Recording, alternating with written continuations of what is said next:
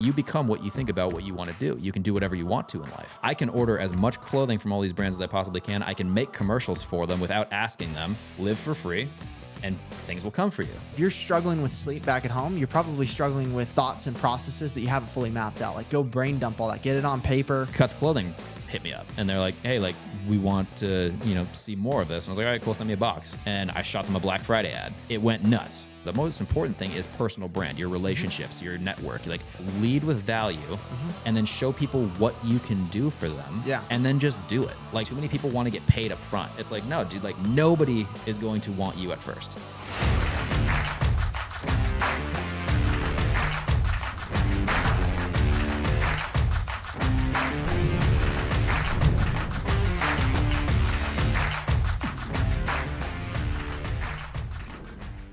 All right, welcome back to another podcast. I am Bridger Rogers. This is Bridging the Gap, and today we have Mr. Scotty Scheller. Welcome to the podcast. How's it going, man? Good to see you. Dude, we're looking forward to it. Long time coming. I know that we've been friends, kind of seeing each other. I think I was thinking back to the last time that we officially kind of bumped in. I think it was in the old Optima gym. You're probably right. And then I think every time you and I run into each other, it's probably at a gym. Yeah. I think it's we need to change that a little bit more and start doing dinners or something like that, because as much as I like seeing you work out, I can't keep up with you. So, it's all right. I don't know about that. You're pretty good shape, man. But yeah, dude. So we'll definitely have to do some dinners. I know that, I think I see it Impact Church too, which is awesome. So I'm really looking forward to today's podcast because for those of you guys that don't know who Scotty is a brand creator. He gets a lot of brand deals. He actually coaches others on how to build brands and actually monetize their brands. And he's worked with some of the biggest influencers out there in the fashion space. He's friends with Alex Costa. And today we're really going to pull back the curtains. And if you're someone that's wanted to create a brand or you're creating a brand right now, but you're just not seeing the traction that you want, then I want you to pay close attention to this because we're going to get really deep on exactly how to do that. And we're also going to hear your story and how you got into the online space because I know that you just got into it a couple of years ago, right? Yeah, man. Let's do it. So I would be kind of curious to hear, when did you first start creating content? Yeah, man. So my story, we can actually take it a little bit further back because my story wasn't supposed to be content creation. Realistically, I was really big into sports. I was, a very, very high level hockey player, and that was supposed to be everything to me. That was supposed to be my career. I was ready to, take it as far as I could possibly take it, and unfortunately, circumstances get in the way, and I ended up having a severe injury where I broke my neck and, had a stage 10 concussion. Whoa. Yeah. And that was when I was 19 years old, and that threw me into the hospital, and it was a 5.5-year recovery process, hospital to hospital to hospital. And that was basically the end of the hockey career, obviously. But then it started this path of who am I next? And when I talk to people now, it's kind of, I talk a lot about identity. And when you identify as something so hard for so long, once that's ripped away from you, it's kind of the end for you, and that's why it's so important to identify as something, but it's also important to not attach your entire life to that identity. Yep. So, long story short, it was like I said, a 5.5-year, 6-year recovery process of doctor to doctor to doctor, and everybody telling you, this is what you have to do. This is what you have to do. Take this medication, do this. And I was basically just getting doped up and sent to the next doctor. And while I was doing that, it was kind of like, depression set in and anxiety and all these things. And I was like, I'm done, man. Like I'm checking out. It got to the end of it. And I was like, I'm going to give myself like 6 months or I'm capping myself. Like, it got to that extreme. When was this? This was back, man. I mean, it happened in 2013 or 2014 was the injury. And it got to about 2018, 2019 when I was ready to kind of call it. Wow. And I wrote out my letter. I was ready to go, but I was like, I'm gonna give myself 6 months. If I can't figure this one out, I'm gone. What were you trying to figure out? Just your health? I was trying to figure out how to get back to health, man. I mean, it was because you're going doctor to doctor to doctor and nobody can help you. Like, I'm told the same thing every time I go in there. It's what like, were you told? Basically, we see you have an injury. We see that you have a neck injury, but we can't figure out why your gut's out of whack. We can't figure out why your hormones are so out of whack. We can't figure out, why you're having all these random autoimmune conditions coming up. So we're just going to throw you on all these medications, suppress it, and then put you on a heavy dose of an SSRI. We're going to throw you on Adderall so you can focus. We're going to do all these things. And so it's like, now I'm just a walking beaker for all these guys throwing crap into my system. And you just feel like you feel like you can get through life, but it was like a veil was over your head. I just felt like terrible. Wow. And basically like I said, I gave myself 6 months and I ordered every textbook I could find on the human body. I ordered every nutrition course, every, workout plan, every, anybody who was anybody in the fitness space or anybody who was anybody in the health space, listening to their podcast, trying to reach out, trying to talk to them. And I got to the point where I was learning so much and implementing so much into my own life that I started to feel better. And it was a very slow burn, but I started implementing these things myself. No other doctor, nobody else. It was just invested all of my time, all of my energy, and all of my, I guess, intention and all of like who I wanted to identify is I'm going to be the guy who fixes himself. And I started reading stuff by Dr. Joe Dispenza, which I know exactly who he is. Yeah. And he had a very, very similar situation where he was injured and he brought himself back through the power of the mind. And through doing the readings on him, I realized that everything that you want in life and anything that you want to attain in life can be done through your mind. And even that comes down to healing, that comes down to anything. And it sounds like juju and it sounds just like crazy. And even me reading it, I was like, dude, there's no way it's going to work. I was like, there's no way. But, I was at the end of my rope. Like I said, I got 6 months. You're going to try anything. Exactly, dude. I'll do whatever I need to take. And then, so I started implementing it. And one of the biggest things he was talking about is the fact that it's the power of the mind. It's the power of, intention. And it's kind of like where like the secret comes from and where manifestation comes from is if you can believe something so hard that it's going to come to you, it will come to you. It's the same reason that if you sit here right now and I start saying, okay, let's start thinking about throwing up. Even if we're not sick, if you sit here and you think about throwing up long enough, you're going to throw up. You're going to get sick. You're going to make yourself sick because you're thinking about it and you're identifying as it. And so I was like, okay, if I'm going to do this, then, I'm better. I'm fine. I'm good. Every time somebody asks me how I'm doing, I'm fantastic. I'm not sick. I'm not hurt. I'm not this. And I found over like that next 6 months, slowly getting better by implementing better nutrition, better practices, better this, and all mindset. So it was like, wow, if I just implement mindset, I will get better. And through doing that, I brought myself back to like 80% in 6 months, and it took 6 years for nobody to help me. Wow. And I was like, okay, man, like there's something here. And so when I got out of it, I was like, okay, I'm out of the hospital now. I'm feeling better. I'm doing better. What can I do with this? And over that time, I had a lot of people reaching out, asking me how I was doing. And I was obviously like, I'm doing great, And I'd be like, how are you? And they're like, well, I'm great. But, like my mom has like this thing going on. I'm like, well, what's going on? And she's like, and they'd be like, well, she's been sick for like years and she has this autoimmune condition. And I was like, oh, well, I read about this like a month and a half ago in this book. It didn't help me, but tell her to like, look at this, like look for this ingredient in everything she eats. Take this random little, like it was some random seed from like Peru. And just let me see like what goes on. Like 3 weeks later, I call and they'd be like, hey, like, how's your mom doing? And she's like, oh, dude, like she feels a lot better. And like, she actually got blood work done and it looks like all of her stuff's like suppressed. She's not in remission yet, but everything's like going down and we're trending in the right direction. I'm like, oh, that's cool. Didn't think anything of it, but that kept happening over and over and over again. And I just started seeing this trend of so many people have this, like have little problems that they're going through every single day, but they don't take the time to learn about the little things. And now I've got all this information and I'm like, well, all a business is having a problem, finding a solution, taking the solution, selling the solution. So I was like, I have a business model here. And so all I did is started helping people, started leading with service, leading with grace, and leading with like just that servant's mindset of I'm going to give as much as I can for free that these people are charging hundreds of thousands of dollars for.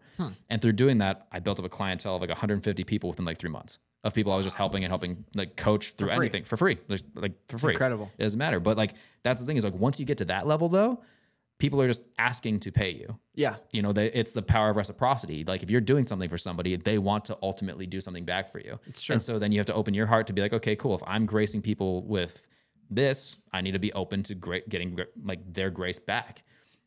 And it blew up, and like started my LLC, started my company, started doing nutrition coaching and then mindset coaching. Cause I believe that everything comes back to your mindset. That's, wherever it comes from. And that just started scaling and ultimately grew that to a place of now I had people that were reaching out who were like, hey, like we want your nutrition clients. We're trying to grow a nutrition business. Like, what are your thoughts on that? And I was like, well, I'm getting a little bit, bogged down here. It's not really something I want to do anymore because I was kind of on my own path and ended up selling off that company. And it was like all of my clientele gone. And I was like, cool, just walked away, good buyout. You sold it. Sold it. Just walked away from it. And it's incredible. It was weird. It was weird because I'm not that guy. You know, I'm not the guy. Can you say how much you sold it for? I mean, multiple 6, 7? It was 6 figures. Okay, nice. But I should have asked for more because you're learning, you know. I was like, I don't know what I'm doing. And that's part of life is like, you don't know what you're doing ever, you know, like, and that's one thing I want people to take away from this and take away from like anything is the top performers in the world. They're not like, they're not better than anybody else. Yeah. We're just willing to, and we don't know that much. Yep. Like we're not that smart. We've just done it enough that we're learning along the way, you know? And so like, nobody really knows what they're doing. You just got to try. And so like, I figured that part out, got rid of it, you know, like should have done more and should have done more of my due diligence on learning it. But hey, you know, it's in the past, you learn and you move on. And so then I'm right back to the beginning though, because identity. My entire identity went from hockey player to now I serve people and I'm a coach to now I don't have that anymore. What do I do? And I went back to Dr. Joe Dispenza where I was like, you know, you become what you think about what you want to do. You can do whatever you want to in life. I was like, what's the weirdest thing I could do that I can think about that I have I have nothing, no knowledge in it. And it's funny because you're a big, you're good friends with Greg O'Gallagher. And I was watching one of his videos and he said something about male modeling and he's like the male model aesthetic. And I was like, I wonder if I could be a male model. No way. And I was just like, I wonder if I could do that. And it was the weirdest thing. And I was like, well, I mean, okay, let's figure it out. And that's kind of how I kind of got involved with watching Greg. I was like, okay, so he's got the movie star body thing and he's helping all these guys who are like, he's got the male model body. How does he live? And it was like, okay, cool. So all like, if it looks like shit and it smells like shit, it's probably shit. But it's like, if it looks good and it smells good, it's probably got something going on. So I was like, okay, cool. Like, what is Greg doing? Yeah. Started following his program, started doing his things. Okay, cool. What does another male model do? And just started living that lifestyle and acting as if I was a male model before I was ever a male model. Wow. What do? They take pictures, they get videos, they do content. Okay, who do I have to find that shoots photos, does video content, and can help me out? And this was right at the beginning of COVID, and I was like, oh, if we can't say COVID, bleep that out because I know they're going to get on us about that. But, you know, it was right at the beginning of the big C. And it was like, it was like, okay, cool. Like, what do people need right now? Well, nobody can shoot anything because, first of all, you can't get in touch with anybody and you can't set up shoots or anything. So what can I do? Well, I can order as much clothing from all these brands as I possibly can. I can make commercials for them without asking them. I don't need anybody. I don't need a set. All I have to do is shoot the content and send it back to them and see what they say. And so I just started doing that. And it's like another thing, live for free and things will come for you. And so just that's what I started doing with as many brands as I possibly could. Express Clothing, Walmart, like anybody you could think about, Gap, like whatever you could think about. I was just doing that and just sending back content. And Cuts Clothing hit me up and they're like, hey, like we want to, you know, see more of this. And I was like, all right, cool. Send me a box. And I shot them a Black Friday ad and it went nuts. And I was like, okay, something's there, you know, kind of thing. And that just kept happening over and over and over again. And I realized that, okay, in order to build a true brand, you have to be a brand builder. And so I was like, okay, well, what's the most important thing here? The most important thing is personal brand, your relationships, your network, like what you can bring to the table for anybody. And so all of a sudden I became this guy who I need to figure out how to build a personal brand. And that was where it started growing into, I need to figure this out. Who's the best brand builder? Who's the best in all of the areas that I want to be and influence in content creation? It's like, okay, cool. Alex Costa, he's got the men's fashion thing down. I'm going to start learning from him. What does he have? Okay, well, he has, you know, hair product and all that stuff. Okay, I'm going to order as much product as I can from them, shoot him a bunch of content and just see what happens there. And from there, built that relationship. And it's like, okay, now you have all these, because everybody has their they idolize people or they have their people that they look up to. And he was always a guy that I just genuinely looked up to. Yeah. And I was like, if I can provide him as much value as I possibly can, maybe there's something there in the future. You know, who knows? Okay. And went from there into, you know, getting in touch with him, making a friendship, building that brand, and then, you know, ultimately partnering up with him on a coaching program. And it's like the little things you do always will come back around. And so it's just lead with value and then show people what you can do for them. Yeah. And then just do it. Like, and then just don't ask for anything in return. Like, that's the biggest thing is too many people want to get paid up front. It's like, no, dude, like nobody is going to want you at first. Like none of us are anything, you know, like you have to show value and the power of reciprocity going back to it. I know, like, you know, Alex Hormozi talks about it so much. It's going into something with no intention. Like no intention. It's like, I'm just going to do this because I want to do it. I create content. Like, why do I create content? Because I want to create content. Why am like, and Why do I do cooking content now? Because I like to cook. That's it, you know? But the thing about that is when you start to do something enough times, you're going to get recognized. If you become a pro at something, somebody's going to want to work with you. Somebody's going to want to talk to you, and you start small. And you start small, and then the bigger ones come. And now it's like, you look back and it's like, I'm working with Amazon. I help coach people with Walmart. You know, I'm doing all like some of these biggest, like the biggest clothing companies I've been talking to, you know, and now it's flying around. It's, you know, giving meetings. It's talking to the micro influencer, because I'm not a giant influencer, you know, and I absolutely hate that word. If we're being honest, I say I'm a content creator because that's just all that I do. I just create content. But you shouldn't be ashamed of being an influencer, because all of us have influence. You know, influence simply is just making something that somebody else can find valuable, and then they want to be around it. And so that's kind of where I'm at now, man. And that's like the backstory is just creating content, creating influencers, quote unquote. Yeah. And, you know, helping people strategize for the future. Dude, that's awesome, man. So there's a lot to unpack there. Yeah. There's a lot to unpack there. I think one of the things that I get asked a lot, right, in my coaching programs or in my free communities, you know, people leave me comments, shoot me a DM. They ask me, you know, how did you build relationships and networks with these high level individuals, right? I partnered with Greg. You partnered with Alex Costa. So if you don't mind, take me a bit micro for a second, right? Walk me through that exact step-by-step process of building that relationship, because that's ultimately what you did, right? So you bought all of his products. Yep. So that's step one, guys. Any influencer you want to get their attention, buy all their shit. Yep. Step 100%. Two, what was step two? Step two is just give for free, man. Because like the one thing that is huge right now, and it's going to be huge, and it's just the way the world is now, is every brand needs content. Yeah. Every brand needs content. That's true. Every brand needs UGC, which is user-generated content, because in the world that we live in right now, there's no more, it's not that there's no more, but there's not so much of a need of professionally shot, exciting, like glamorous stuff. If it's a product, people just want you to do, hey, I just got this product, this is how I'm using it, you know, or this is the product, this is what I think about it, genuine review. Yeah. Create that kind of content and just send it back. Free. Don't even worry about it. You're going to use the product anyway. You're going to buy it. You're going to use it. Just film yourself doing it. Give it like a little bit of a review. Yeah. Send it back to the company and just say, hey, you know, like I shot this. I don't know if you guys can use it, but I do love your product. Be honest about it. That's the one thing that's the caveat here is if you don't like it, don't talk it up. Yeah. You know, like be honest. Truthful. Yeah, because it's authenticity, you know? Like if you don't like something, don't try to just sell it. Like we're all going to know it's snake oil at the end of the day if it's not going to work.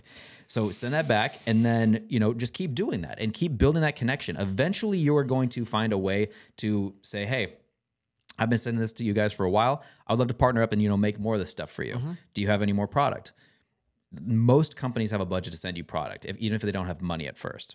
It's fine. You know, start with content. And that's where you hone your skill. You know, is just creating content when you're not paid. You're going to hone so much skill there because now you're an asset to somebody. So the second you take that away and you say, hey man, like I would love to keep creating content for you. Unfortunately, like my time's a little more, like it's getting very, very valuable and very scarce because I'm working with other brands. Do you think we could like set up a call to, you know, talk budget? Most companies are going to be like, yeah, let's talk, you know, and that's how you start as a micro influencer or a micro creator. Once you do that, then that's when the initial relationship is built because you've supplied so much value to them that they can see that value. Now they want to talk to you. That just gets bigger and bigger. It's the 10X rule. So if they start paying you, I'm not gonna say once because some companies won't. Once they start paying you, you don't let up. You supply 10X more value, whatever they're giving you. And then that just keeps growing and scaling and scaling. Eventually you get to a place like myself and Alex where it was his hair product Forte when we first started. And just started creating content for that. Initially, it was just a conversation of, hey, we're just going to give you a hair product. Cool. You know, that's fine. I'm going to use it anyway. Did that, started shooting more content. And then they're like, hey, we got a little budget we're going to give you. Okay, cool. Well, now you're getting my stuff. Now you're getting more photos. Now I'm going to start doing like holiday catalogs for you and start doing all these other things where, you know, they don't expect it, but you're just going to give it to them. Wow. And then it's like, whoa, like, okay, because it's like I said, it keeps going back to the power of reciprocity. You love that word. I love that word so much. And I need to get that tattooed because reciprocity is just, it's so real. Yeah. Because it's like, at the end of the day, like, let's say I was like, okay, Bridger, I'm going to go grab you a cup of coffee.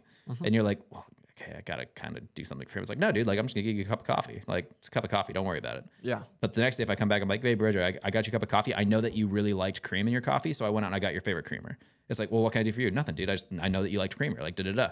Well, okay. Like, what else do you like in your coffee? Well, I do like a couple Splenda. Okay, cool. Tomorrow, coffee, creamer, Splenda. It's like, all right, well, what can I do for you? Nothing, dude. Don't worry about it. It's coffee, creamer, and Splenda. You're fine. No worries about it. And then it's like, you keep building on that. So to the point, like later on down the line, we've built a friendship, and I've done so much, you know, just out of the kindness of your heart, and there's no expectation there that if there comes a time where I'm like, hey, Bridge, like, I need a connection with this person, or I know that you know this person. Do you mind like putting like, you know, like us together, doing something like that?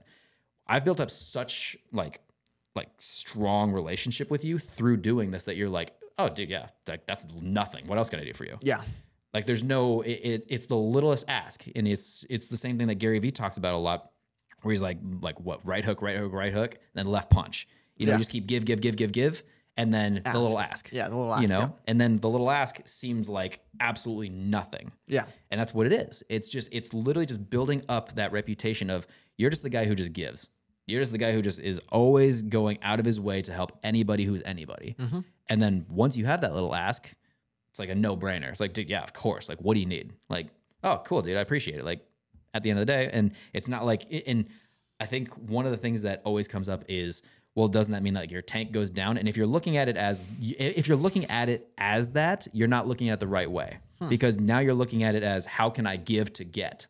You don't have any expectations. It's just, I'm just going to give this to you. Like, if it works out in the end, cool. If it doesn't work out, who cares? You know, like there's going to be, but that's the cool part, is you do that so many times with so many people. You build up so much, you know, power of reciprocity with everybody, that end of the day, now your network is so vast. Yeah. You don't even really have to ask for anything, because it's just naturally coming. You're naturally going to be in the right rooms. You're naturally going to be in the right circumstances. And I know that you've seen this. It's like, you're just around people now where you're like, how am I sitting down with this person right now? Like, how am I, like, I'm 15 feet from Tony Robbins right now. Like, what, like, I don't even know why I'm here, you know? But then you look back, you're like, oh, it was because I was this person to this person and this person to that person. Or, you know, you met somebody through one company who was, you know, this minor level salesperson, but now they're an executive over at Amazon and they know your value. And it's like, well, I know that he can do this. So now you're getting called, and it's like, now you're sitting in boardrooms, and it's like, what the hell is going on? But then you're like, oh, well, obviously, it's just the power of moving forward and constant growth and constant giving. So long story short, thank you for coming to my TED Talk. Basically, if you want to start a personal brand, start small, give as much as you can, buy the product if it's a product that you want to do, and just start making moves with it, man. And then just get so good at your craft. Yeah, dude, let's talk about time management, because if I'm listening to this right now, and this guy's like, dude, just give everything, everyone to everything to everyone, right? Yeah. I'm like, dude, that's a lot of work. 100%. Right? So how do you manage your time and your energy? How have you found either like different rituals, routines, schedules? Like, how do you structure your day? How do you use time? Because there's no way that if you're wasting energy or time that you're gonna be able to give this much. 100%. And that's really it. It's figuring out where your energy is wasted. And I think that too many people don't do that. They look at where they can put their energy. Yeah. You have to sit back and go, okay, where am I wasting energy right now? You know, is it in a relationship? Is it, you know, with the people I'm hanging out with? Is it, you know, just sitting around thinking and doing nothing? All of us have extra time in the day that we're not really accounting for. And then and then there's the whole thing of, well, I'm just too busy. It's like, if you sit down with me right now and I go over your schedule, I can show you at least 3 hours where I can give it back to you. At least. Everybody. It doesn't matter. Like, we can cut things out. We can cut the fat. Yeah. It's just, where do you really want to be, and where do you really see your time allocated? So for myself, it's like, I'm up at 4:30 every morning. I know that that's just my day. That's when it starts. From there, it's like, okay, the night before, I have everything written out. And I learned this from Andy Frisella, that he says, you have to get 5 things done that are most important. Because at the end of the day, if you really look at your schedule, we all have to-do lists. But a to-do list is just a bunch of crap on a list. In that to-do list, there's 5 things that are really going to push you forward. Yeah, move the needle. Exactly. I'm focused on those 5 things. So let's say I get up at 4:30 and I have 5 things to do, and I knock them out by 8. I'm not doing anything else for the rest of the day besides the stuff that I want to do, because I got the 5 things done that really needed to get done. So if I'm up at 4:30, first thing I'm going to do is sit down in prayer. That's it. You know, like, I have to start my day with that. Start with some kind of ritual that just gets you in your head. I don't believe in morning routines. I just believe you have to have a ritual to start, you know? So get up, pray. always 10 to 15 minutes. Doesn't have to be crazy. You pray for 10 to 15 minutes. 100%. Just talk to God, because a prayer is just a talk. Yeah, you know, and it's like at the end of the day, when I'm talking about praying, it's my conversations like this. You know, like unfortunately, I do have a mouth on me, so I'm dropping F-bombs with God once in a while. You know, like I talk to him like he's a homie. You know, like that's funny. I'm not out here doing that kind of stuff. So you're actually praying 10 to 15 minutes. See, for 100%. Me, I like more quiet time with God. Yeah. Yeah, which there's nothing wrong with either one, but I think you have to find what works for you, right? Like today, 100%. Like I went and got sunlight and just like meditated in prayer. Like I pray and then I meditate and listen and just be still and know that that God is there. Like that for me. But each person's different. You're watching this, you're going to need to find something for you. 100%. So yeah. How did you discover that over time? Because I think that I've tried a ton of stuff. Yeah. Right. How did you find the things that stuck? I mean, you just said it. I mean, you just have to try a bunch of stuff. Yeah. And so there's nothing wrong with following somebody else's morning routine, but you have to be authentic to yourself. And so try. I love the word try. Like try anything. You need, because that's how you're going to figure out what works for you. So, if I implement, Andrew Huberman talks about getting morning sunlight. If I go out and I feel amazing with morning sunlight, I'm going to start doing morning sunlight. But if I go out and it doesn't do anything for me, why would I waste my time getting morning sunlight? If it's the guy who likes to go out and ground himself and walk around barefoot in the snow or in the grass, no matter where you're living, if that doesn't work for me, I'm not going to do it. Like that's just it. And so it's trying and it's figuring out what works for you to find your grounding patterns and finding the place that gets you peace and gets you like amped up. For instance, I hate cold therapy, but I know I feel amazing if I do a cold plunge. Okay. I'm not going to do it all the time because I hate it, because I'm not going to force myself into it. But I know that it makes me feel good. So if there's a morning where I'm like, okay, I'm dragging a little bit, I know I'm going to go do cold therapy. Like I know I have that in my back pocket. Yep. So it's just trying different things to figure it out. So after my 4:30, after my, prayer time, I know first cup of coffee, get into it. Okay. Then I'm looking at my list from the night before, knock out those 5 things. And then it's content. That's just where I go next, because that's what I do. So I look at my list. I look at, I have my assistant send over my briefs that I have to go over, and then I have like whatever brand deals that are rolling in that week.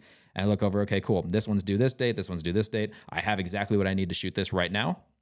If I have that and I know and I'll go through my head, that's going to take me 15 minutes and then 10 minutes to export. Okay, 15 minutes, ready to go, shoot, get it done, and put everything I possibly can in for that 15 minutes. So it's phones away, all distractions are away, 15 minutes, set my timer, done.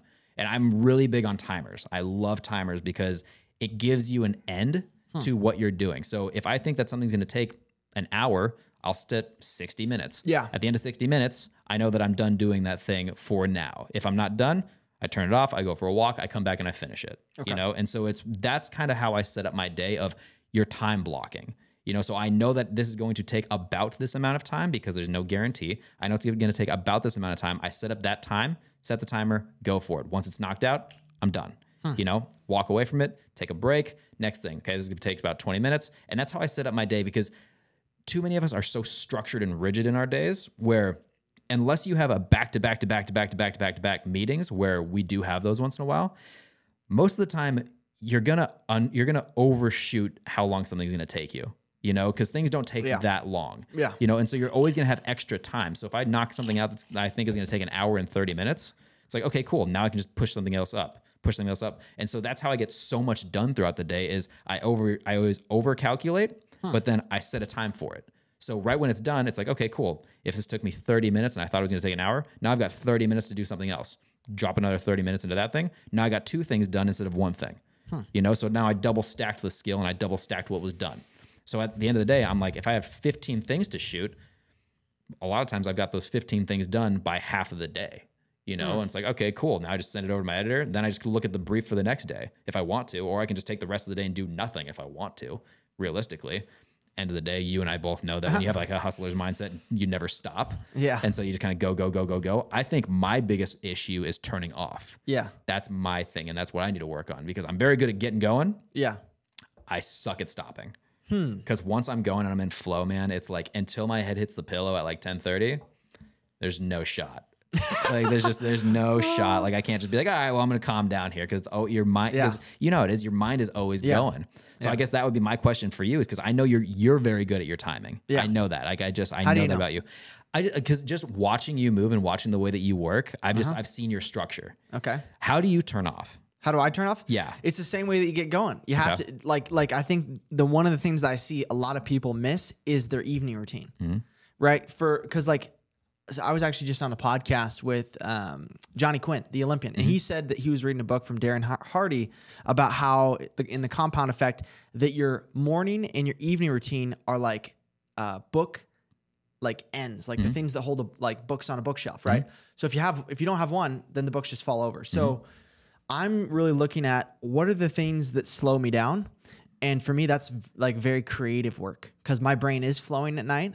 And there's some science behind that actually, where once your brain is fatigued, your kind of brain just starts wandering. You don't have as much focus. And that's that creative energy. So I spend like 2-3 hours at night just like brainstorming, just kind of like pretending I'm like an Einstein, just running around, like just writing stuff on the walls, like it's all over, and just like reading and like getting ready. And then I'm planning my day.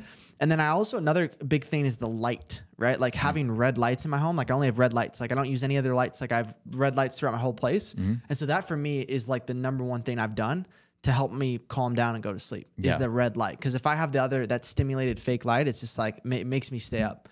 So the red lights, brainstorming before I go to bed, and then probably it would be stretching. Like I stretch every night. I need to get on that. You don't stretch before you go to bed? I don't stretch. Bro, I literally stretch out my hamstrings, my quads, my hips. You're like an everyday Goggins over here. Yeah, I stretch it all out, dude. Like I can't sleep because I am like you. I have so much energy. I'm like vibrating at a high frequency. So I'm trying to like stretch it out and like force myself to like breathe. And I'm thinking about like, I'm just slowing down. I go into a very like meditative, deep dreaming state where I'm actually, I actually think of like sleep as like an ability to like time travel.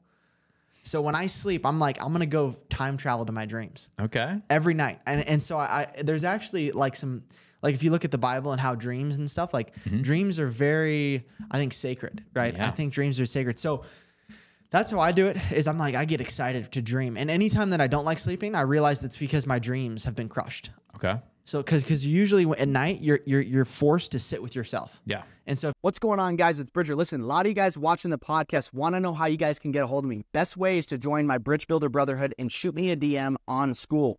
First link in the description. You've got exclusive content, monthly coaching calls with me, and I'm posting all the time in there. It's like our own little social media platform.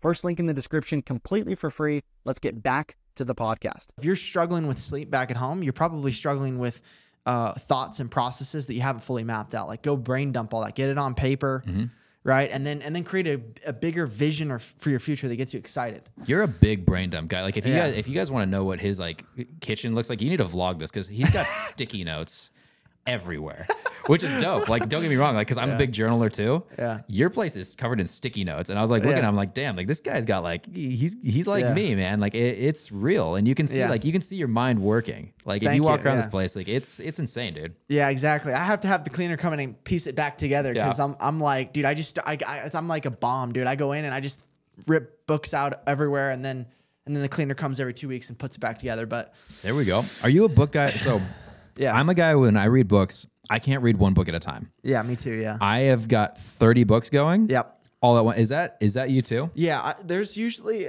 like 80-20 rule, right? So I'll have like 80% of my focus will be on like 2 to 3 books that I'm mastering.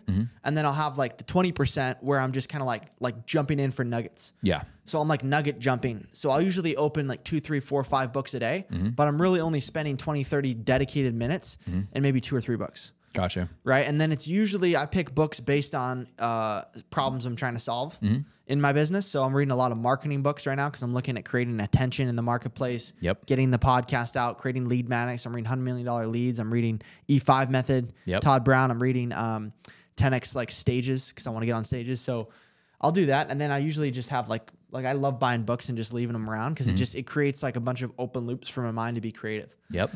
And I would say I probably don't finish 80% of the books that I read, like, because the reality is that I've actually talked to a lot of authors, and most of the stuff that they put in there is just extra stories and fluff to make sure they have enough to publish. Oh, dude, yeah, a book is kind of like a chapstick. You know, I don't think I've ever finished a chapstick in my life. You know, it's there and it makes everything work, but then you just kind of have like you have like a half of a chapstick and then you have 40 of them laying around. I have like 3 chapsticks. Yeah, exactly. That's hilarious, dude. What's your favorite book and why? Favorite book and why? Oh man. Okay. Or top 3 because you read a lot of them. Yeah. Let's see. Give me 3 books that if I'm listening to this at home, like I want to just rebrand. Like because when you talk a lot about branding, I'm sure you've read some good branding books. Like I have, but the thing is like with branding and stuff like that, I think that's That's stuff that you can just learn in the marketplace. I think a lot of my stuff is mindset stuff. Okay. So the power of thinking big is a huge one for me, just because I don't think enough of us stretch our minds. You know, you have to stretch it. Who's that by? God, Schwartz or something? Is it The Magic of Thinking Big? It's either, I think it's The Power. I don't know. It might, there's so many thinking big books, but you know, just thinking big. Think big. Start with the end. That's another one, is because I think that in order to have a roadmap for yourself, too many people think of where they're at right now. Yeah. The way that I describe it is look at it as you're at the end destination and walk your way back. So if I'm explaining it to somebody, it's if you and I are getting in the car and we're going to San Diego, if we start and we look at a map right now and we start and we look at where we're at and we go, okay, cool, we're going to go to San Diego. Thing is there's 50 ways to go to San Diego. Yeah. We could go to Montana first if we wanted to. I mean, realistically, you can go wherever you want to. Yeah. But if you start at San Diego and you backtrack, you're going to find the quickest way and the straightest path back to you. So start with the end destination. Okay, if that's it, okay, what's the city that's here? What's the city that's here? What's the city that's here? Once you have that line, it's like, okay, cool. Now I have a clear set map. Who has also walked this? Yeah.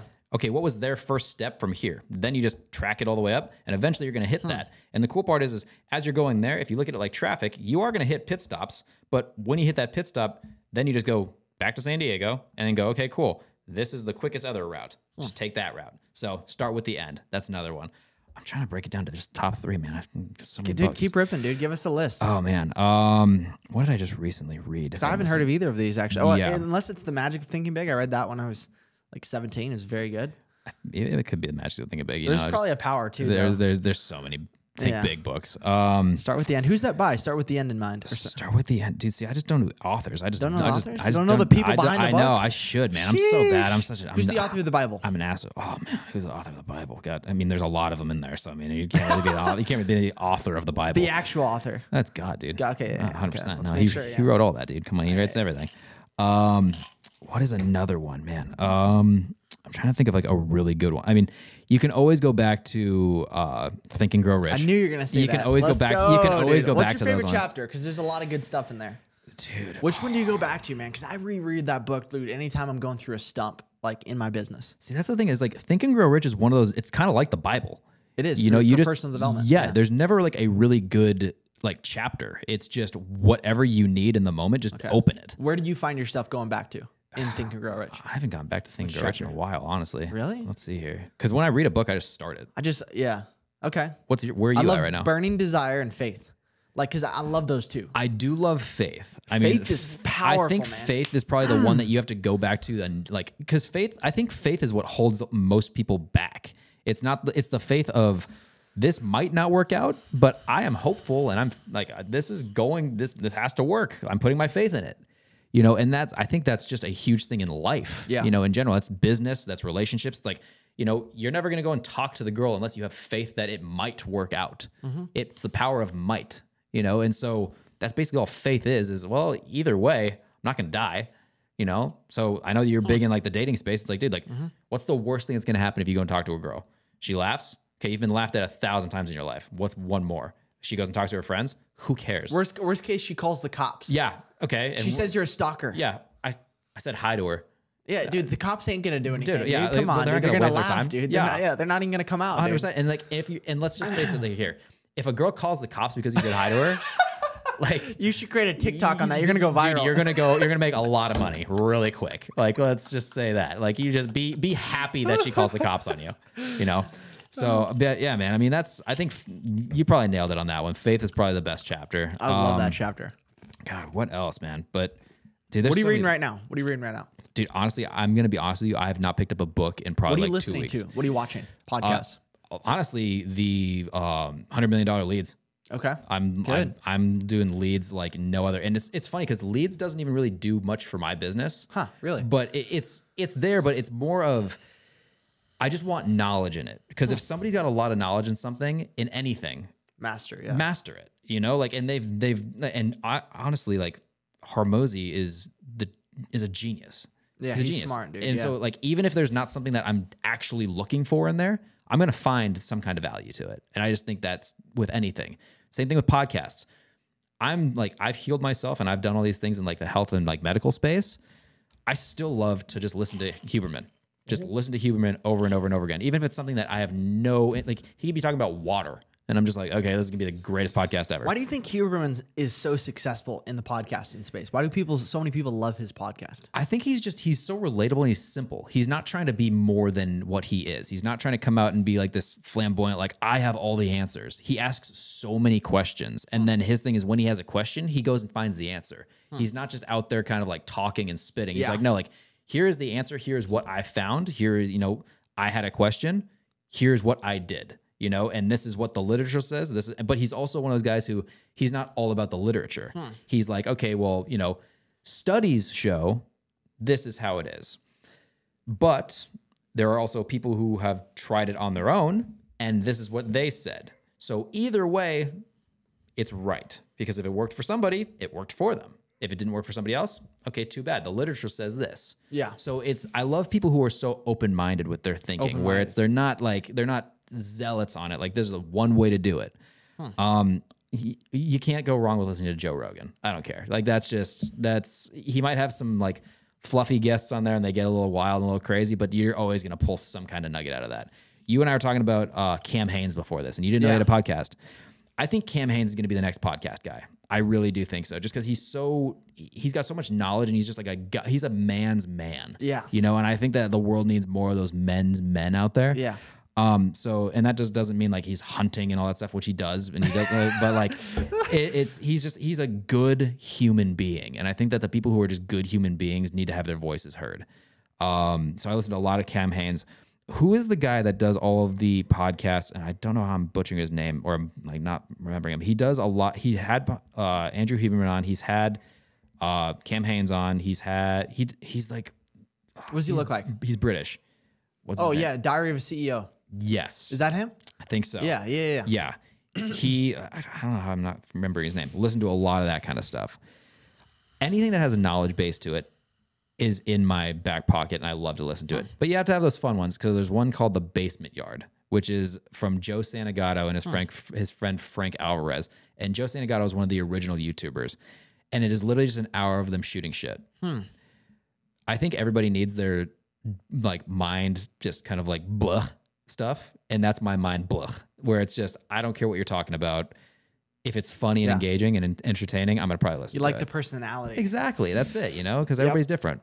I love that. How have you found being polarizing has helped in content creation? I love that question. Being polarizing is the biggest thing, man. I mean, you have to stick out amongst the crowd, and so it's finding ways to do that and finding the things that people are going to make fun of, and then jumping on them before they can even make fun of them.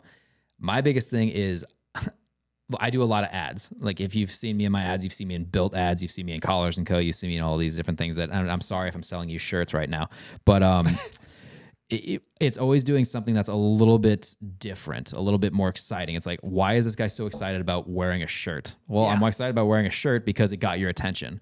Another thing is my hair. Everybody always talks about my hair. And so I'm always going to have my hair be a little bit off or a little bit weird or a little bit different, or I'm going to comb it a certain way. So people have to make fun of it. I know people are going to make fun of it. I want you to make fun of it because that's engagement. Smart. The more engagement I get, that's it. So even if I'm making an ad for somebody, I'll always be like, hey, spell something wrong. Or, if I'm doing a countdown of 5, 4, 3, 2, 1, put 4 in there twice. Get somebody to engage with it. Make them talk. Because if you make somebody talk, they're going to engage with you, and then it gives you an opportunity and it gives you that in to talk back to the audience. And so you can build these relationships and these connections. So I think being polarizing is huge. You have to be confident. I think that's the biggest thing, is you have to lead everything with confidence. And I think you do such a great job of that. Greg does such a great job of that. If it's like, dude, like I know I'm one of the best at what I do. I know it, and I will lead with that, and I'm not afraid of that. And you can call it arrogant, you can call it cocky, you can call it whatever you want to. I'm just confident in it, man. Like I know I can do what I want to do. I can sell evil to the devil. It doesn't matter, dude. Like it's like I just know what I'm good at. Yeah. And I think that's where people get upset at it, is because people get either jealous or they want to do what you're doing, but they don't know how to do it. And instead of asking questions on how to do it or asking your advice on it, they choose to just get angry at it. And there's nothing wrong with that, but then you're going to get those people who actually have the questions. Exactly. You're not going to win if you don't ask questions. Exactly. But then you've got those people who want to know. And through doing that, you're going to build an audience and build a community. And once you start talking back to that community, they understand that, like, okay, he might be a little polarizing online, but in person, he's just a good dude. You know, like you and I see your stuff all the time pop up. I'm like, dude, like this dude he's talking from confidence. But I also know I'm like, dude, this dude's going to get slammed so hard for these posts. I'm like, he's going to get slammed so hard. He's going to have so many haters. But then you look at the comments and you're like, dude, like obviously these dudes are hating because they're not confident. Their profile picture is of a dog. You know, it's like dude, like, you're just jealous. Like, it's obvious. Like it's obvious. Dude, listen, I'm trying to attract my haters, dude. Listen, I know that out of 10 haters, I'm probably going to convert at least one into a customer. You give me 10 haters, I'm going to take one into a customer. And I'll take 10 to 1 every day. So I actually had a video go viral. I don't know if you saw it was a recent one actually. It was me teaching how to punch. Okay. Did you see that? I think I saw it. It got like 250,000 views and it had like 1,500 comments. And I even had like professional MMA fighters in there just ripping me. And I'm like, man, instead of like most people would be like, oh, I'm so embarrassed, let me delete it. I was like, how do I do more of this? Yeah. I want to do more of this. This is the one got 250,000 views. Yeah.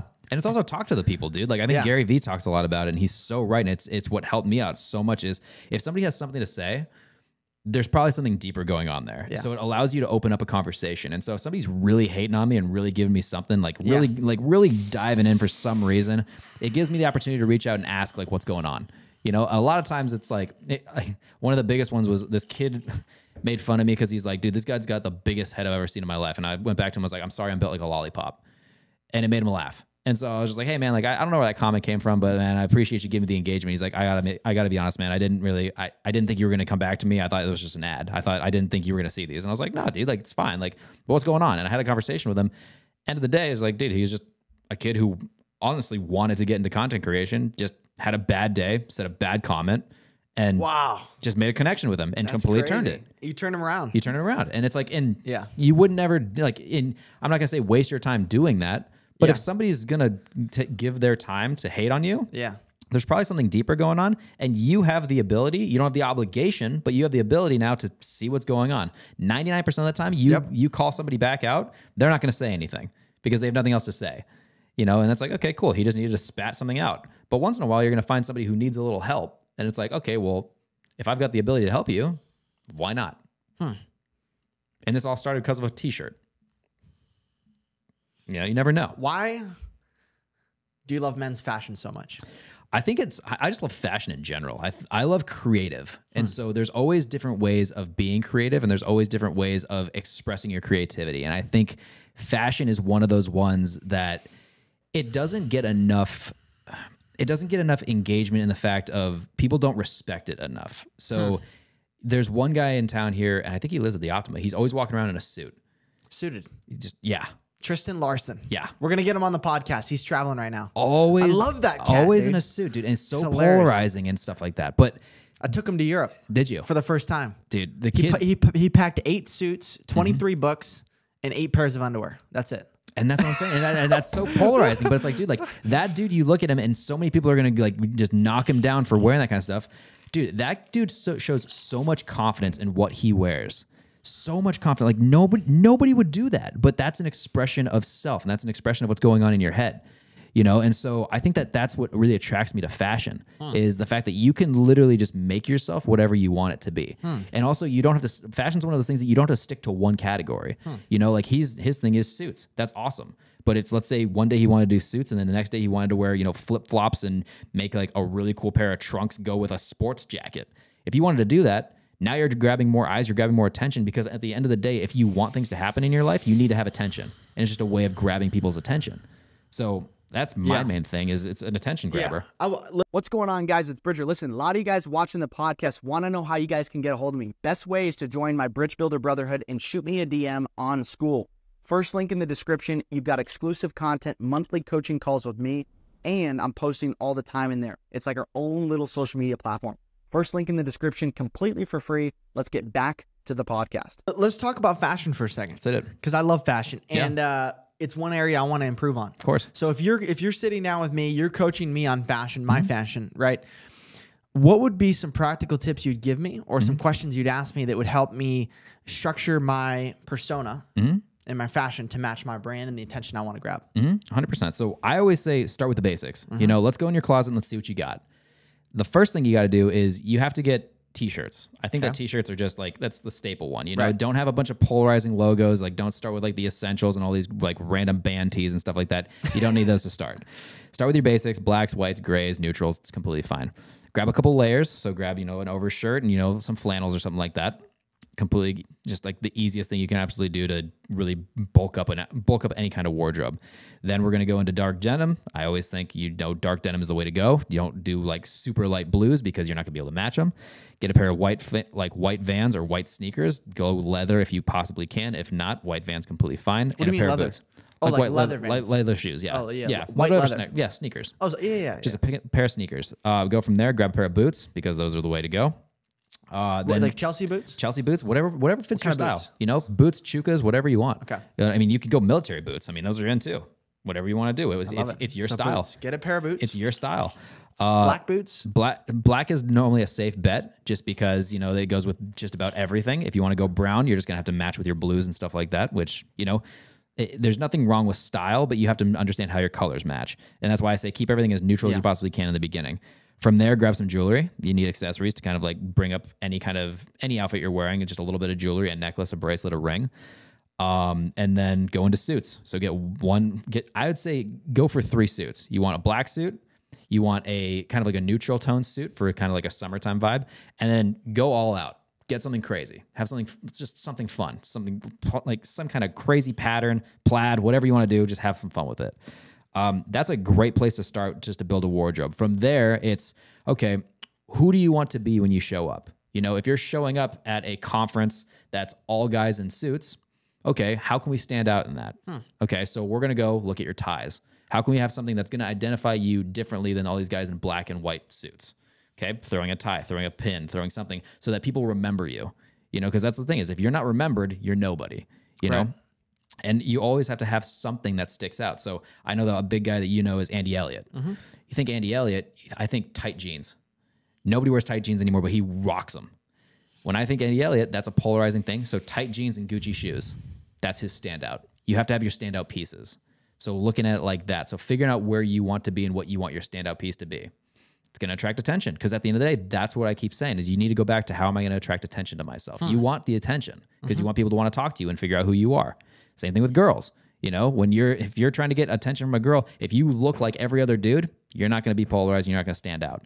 Now, if you're over polarizing, that's a different story where now you're kind of like people don't want to be around you because there's something really crazy. A little weird. A little weird. No one wants to be around a weirdo. Let's be real. Let's not. You want the loose cannon. Yep. Never makes it on the ship. Exactly. And also finding things that fit your body. I think there's nothing better than a good investment in a tailor. Okay. So whatever you buy, have it tailored to you. You got a good tailor here? I've got a great tailor here, and she'll come to you.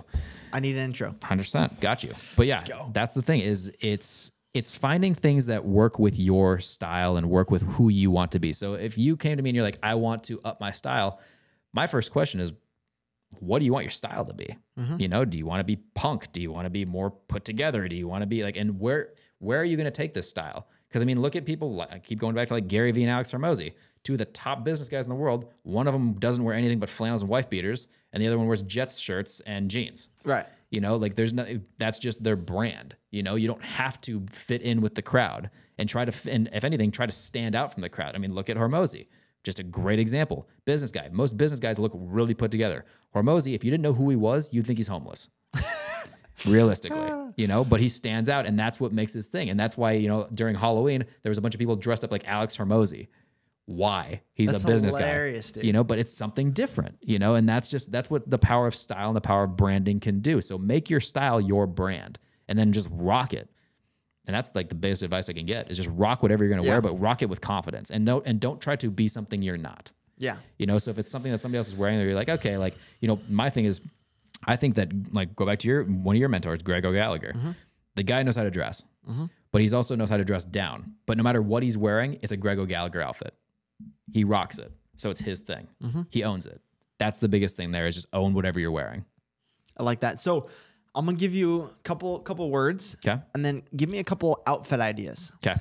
So athletic, professional, well put together. Okay.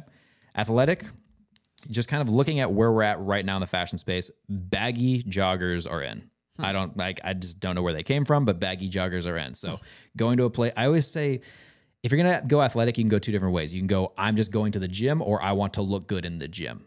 I want to look good in the gym. So I'm going to go to the higher up places. So I'm going to go to Aloe. I'm going to go to Lululemon. I'm going to go, you know, wherever has like has a staple piece where people look at it and they go, that's upscale.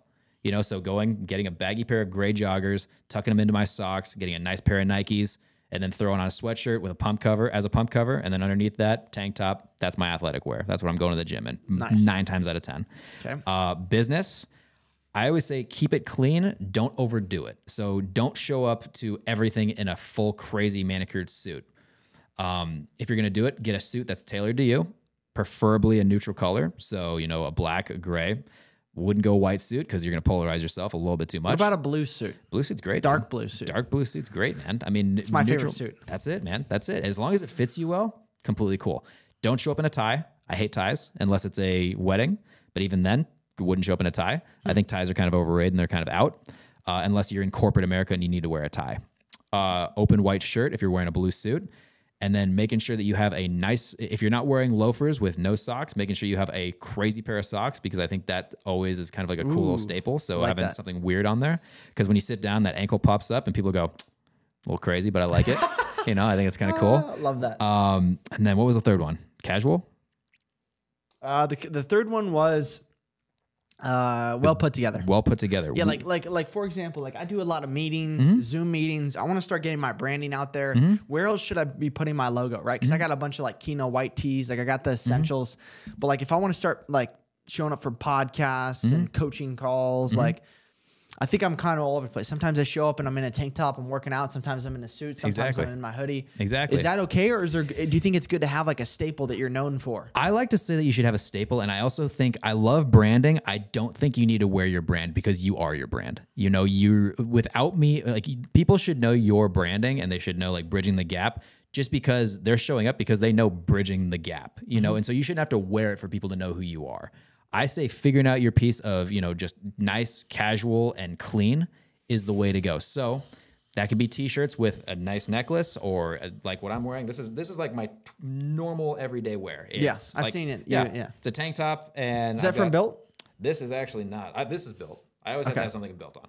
But I can send you some BYLT clothing if you want it. You just let me know. I would love that. 100%, dude. I got you hooked up. Let's go. I would say for you, honestly, the simpler the better, because you don't want people to be like, okay, this guy's just repping his brand left and right. If you look at any one of like the big top performers, Tony Robbins, never wearing a Tony Robbins shirt. You know, Alex Hormozi, he wears his hat because it says acquisition.com on it. He wears the tank tops too. But what else does he wear though? Nothing. But it has a logo though. But that's his thing. Yeah. That's his thing. It's just a logo, you know? And so if you want to be the logo guy, be the logo guy, but be proud of it. You know, and so I can see you doing more of like the Greg kind of thing where it's clean and it fits you well. So, you know, if you're going to be doing long sleeve shirts, make sure that thing defines your muscles. Cause I know you're doing a lot of like Kino body and stuff like that. Be the brand, you know, rep your brand. If you're talking like, let's say if I'm talking about muscles and stuff like that, and I show up and I'm wearing just like a giant hoodie and I look like you can't see anything. It's like, okay, like you're not really selling anything to anybody, you know, like I can't see you. If you're trying to be aesthetic and you're trying to talk about women and trying to talk about confidence, what do you wear that makes you feel the most confident? If you can find what makes you feel the most confident, that's what you wear because you're going to exude more confidence. So it's reading the room and seeing where you're at. If it's just like a everyday conversation like this, I'm just going to wear my everyday thing. Yeah. If it's something where I need to get you on my side and make you understand I know what I'm talking about, I'm going to figure out who you are. And then I'm going to talk to you as that person. I'm going to show up as somebody that you would want to talk to, you know, like, so you're not changing your branding. You're just changing the style to fit whoever you're around, if that makes sense. It does. Yeah. Talk to me about the colors. Like when I go into my wardrobe and I've got all these different colors, how do I make sure I don't break any style rules? So there's really no style rules, but the bare minimum is don't do like random I say it's more of pairings. So don't do like a brown belt with black shoes if you're like tucking in your shirt. It's black shoes, black belt. Don't be like mixing and matching colors. So if I'm wearing like, let's say something that's orange, I'm not going to be wearing like a polarizing red on top of it. You know, you don't want to mix and match too many colors at once just because you're going to take the eye out of it. So not doing that. You want things that complement. So if I'm going to be doing, I always call it like the cookie method. So if you're wearing a black pair of pants, wearing a neutral colored shirt, black over. So now you've got the black, neutral, black. Ooh, I like that. You know, and so you're mixing it up. You're changing the eye. You don't want too many things you don't want to be one color where you're mute, but you want things that balance each other a lot. So looking at it like that, don't overcolor yourself. I think that people who do that are a little bit out of control, or you're either out of control, you've got a lot of money, or you're trying to look like you had a lot of money and you're really out of control. You know, you're just like, there's so many different ways. Or you're just unaware. Or you're just unaware. Even worse. Or you're just having fun and you love life and fuck me. You know, like, like who cares? You know, I'm sorry if we can't cuss on the podcast. No, you can cuss. Bleep it out. But like, go for it, dude. That's the thing is don't because you can put things on and just go, I think all of us have that inherent sense of like, this doesn't go together. If you have that sense, don't rock it. Don't rock it. Don't rock it. Because you're not gonna have confidence in it. What about a first date? First date, where are we going? It's a good question. We're gonna go to just a casual dinner, you know, like a postino or whatever. Just like a first date. I'm picking you up, right? I'm going, you know, to a dinner for the first time.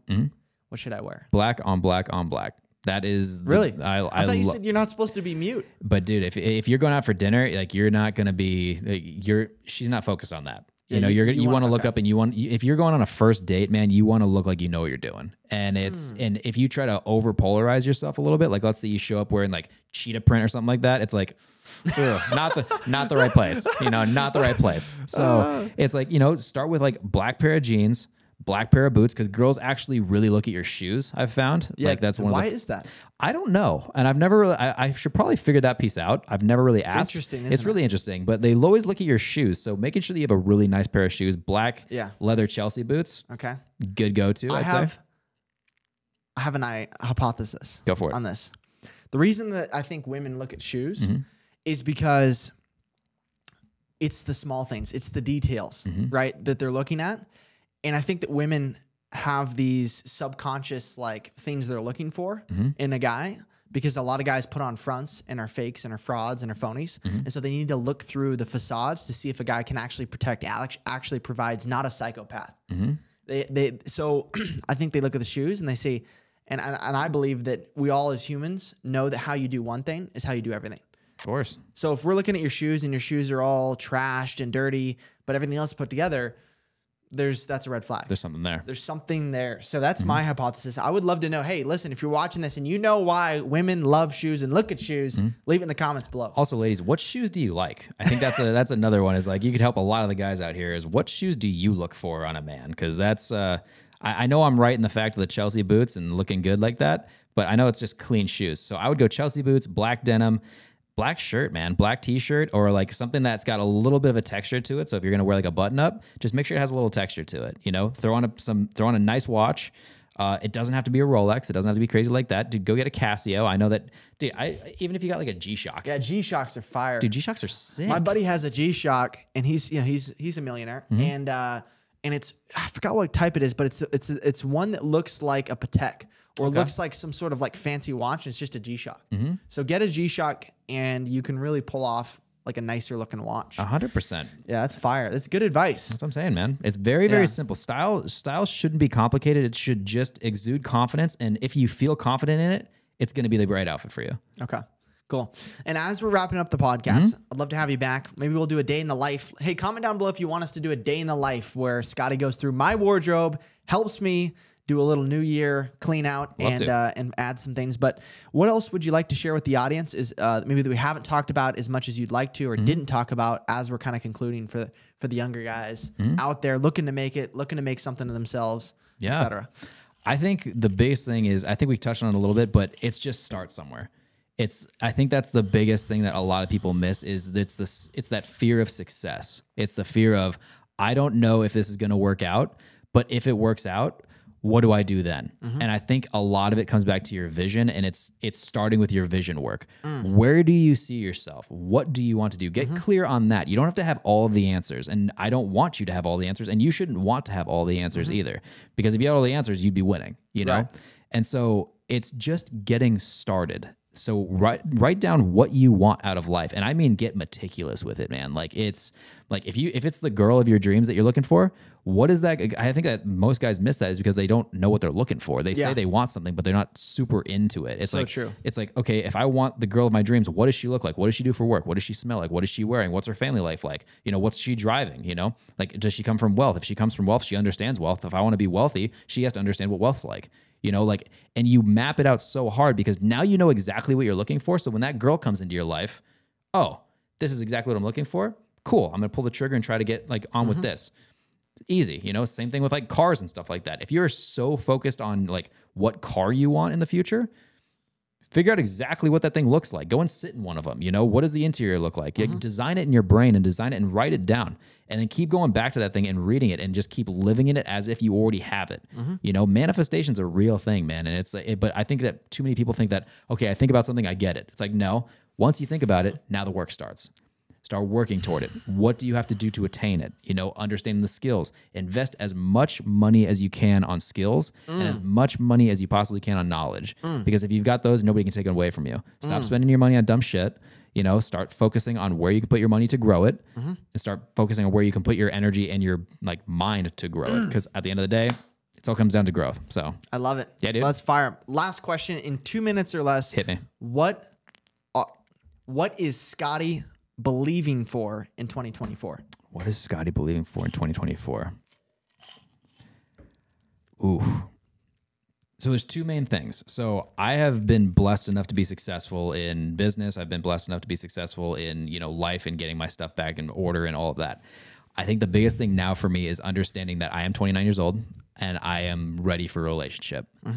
I think my biggest thing that I'm focused on and I'm going for in 2024 is being more open with my time to allow somebody to come in. Because like, I think when you get into business and you get into like one area of life where you're trying to succeed so hard, you put so much of your time and your effort into it that you kind of like push everything else away. And in a sense, I've been doing that for the last like 5 years or no, 3 years, trying to build everything up where I don't let anybody else in because I don't want to slow down. And I'm always looking for the right girl. And I should take my own advice and really do some vision work on this of figuring out exactly what I'm looking for and who's going to complement my life. So I think what I'm going for in 2024 is finding the right person.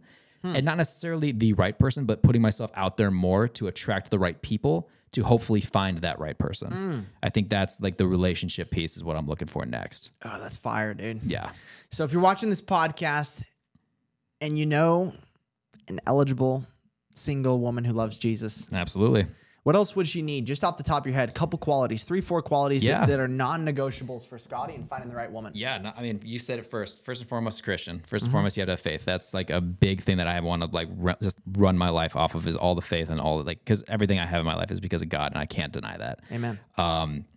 After that, I think looks are very, very important. I do not think that anybody can deny that. I do think that, you know, your personality does come in, but physical attraction is why it is physical attraction. If I don't have physical attraction to you, you know, unfortunately there's not going to be that openness and I'm not going to get to know the rest of you.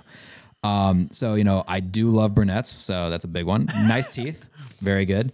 In mindset, I think a growth mindset is so important. I mentioned before that I do believe and it's going to sound very, very weird, but I do believe a girl who comes from success is well equipped to be with somebody who's successful because they understand it.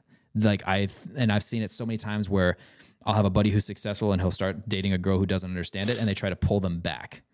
And so understanding if she comes from success, she understands it and she understands the struggle and the grind and the growth and the time and the drive. And most girls, and because if a girl comes from that, she understands it and she's not going to feel less than. Yeah. You know, because I feel like too many women, they feel less than when they get with a guy like that, or they're just with them for their money. You know, and I think that finding a girl who comes from it, who has got a dad who, you know, was a great family man, who provided and showed what a true successful man is, she's going to be looking for that. And so I think lining up with that. So a girl who comes from success, I think is a good turn on for me just because she understands it. She doesn't have to be successful herself, but I want her to understand it. Family values are huge for me. I want you to have a really strong family core value. And then overall, just somebody who's faithful and just wants a ride, man. Just wants a ride. Who just wants to take life just take it by the reins and just go, man. Like I think that's the biggest turn on is when somebody just wants to strive to have fun. Just have fun. It's just passion, joy, exactly. And that can be for whatever you want. You know, so if she's working, she could be working at a dry cleaner. Dude, but if she's so gung-ho on like having the best clothing, like, and she's so gung-ho on getting like a guy the best pressed suit, dude, if that's where you're coming from, man, let's go. I'll help you grow that. Let's grow that business. Let's franchise. Scotty, I want to see you chop up this video and put "I am single, who I'm looking for." Okay, I can do and it. Post it on YouTube. Okay, we can do it. I think it would crush. Hey, let's get it. What I'm looking for. Let's see if it can go viral. I actually know someone that did that. Oh yeah, I know someone that did that. Actually, one of my first coaches, he advised his like mentee to do something similar, and he created a post on what he was looking for, and then someone kept sharing it, and like eventually he like had someone that knew someone, and then it was like perfect. There we go. So you got to start putting it out there. So 2024. So there you go, guys. Leave a comment down below if you know who Scotty should be dating next. Let's do it. All right, man. Well, thanks so much for coming on Bridging the Gap. Appreciate you. I know that these guys are going to want more of you, content creation, fashion. Where can they find you? Yeah, I mean, I'm at Scotty Scheller on all of my social medias. I mean, I've got my YouTube channel, my Instagram, my TikTok. TikTok, I'm just doing a lot of like cooking stuff right now. Just Scotty Eats. If you want to go and check that out. Easy. Scotty Eats. Scotty Eats. But yeah, I mean, if you need help coaching and you need help, branding yourself, or if there's anybody out there who, wants to learn how to be a content creator or go from a micro creator into a full-fledged creator, I'd be happy to help you out. I've got a course coming in 2024, which I'm excited about. And then from there, if I can pray for you in any way, you let me know. And then it's all God's work. So let's get after it. Let's go, dude. All right, baby. Thanks so much for coming. Of course. Thank you. Make sure you guys subscribe to the podcast. Share this with someone that's interested in creating content or struggles with fashion, because we know that getting this message out to more people is only going to help grow the show and help me get better and better guests on. And so make sure you leave a comment down below on what your favorite piece of advice from Scotty was. I'd be curious. There's a lot of bombs in here, a lot of stuff I'm going to be applying. Guys, I am Bridger Rogers. This is Bridging the Gap. And together we will bridge the gap. Till next time. All right, congratulations. If you made it to the end of the video, you're a 1%er. So do me a favor, do a couple things for me. Number one, share this with someone that you feel like will get tremendous value from this video. And then number two, we've got content that'll help you level up and bridge the gap in multiple areas of life. Your belief systems, your mindset, your body, your business, your brotherhood, your babe. So all you got to do is hit the link right here to watch my most recent video on how to bridge the gap with your belief system, with your body, with your business, with your brotherhood, and help you find a babe. See you guys in the next video.